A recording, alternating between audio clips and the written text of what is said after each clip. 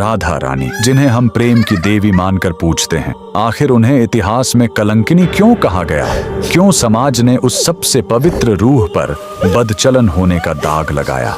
आज वृंदावन के उस सबसे बड़े अपमान की कहानी सुनिए, जहां राधा के चरित्र को बचाने के लिए स्वयं श्री कृष्ण को अपनी जान दांव पर लगानी पड़ी। वृंदावन की गलियों में एक नाम जहर की तरह फैलाया जा रहा था, कलंकिनी राधा। जटिला कुटिला और गांव की औरतें ताने कसती थी कि राधा विवाहित होकर भी आधी रात को कृष्ण से मिलने क्यों जाती है। समाज के उन तीखे बाणों ने राधा के अस्तित्व को लहूलुहान कर दिया था। लोग कहते थे कि राधा का प्रेम अपवित्र है। तब अपनी ह्लादिनी शक्ति के इस अपमान को रोकने के लिए कृष्ण ने एक ऐसी लीला रची जिसने सबको सुन्न कर दिया। अचानक कृष्ण बीमार पड़ गए, उनका शरीर पीला पड़ने लगा और साक्षात यमराज का साया मंडराने लगा। माँ यशोदा ने हजारों वैद्य बुलाए पर दवा बेअसर। तभी कृष्ण के ही वेश में एक तेजस्वी साधु प्रकट हुआ और उसने खौफनाक शर्त रखी, कृष्ण तभी बचेंगे जब इस नगर की सबसे पतिव्रता और शुद्ध स्त्री यमुना से जल लाकर उन्हें पिलाए। पर एक शर्त और थी, वो घड़ा मिट्टी का नहीं बल्कि छलनी जैसा होना चाहिए जिसमें से पानी न गिरे। एक एक कर वो तमाम स्त्रियां आगे आईं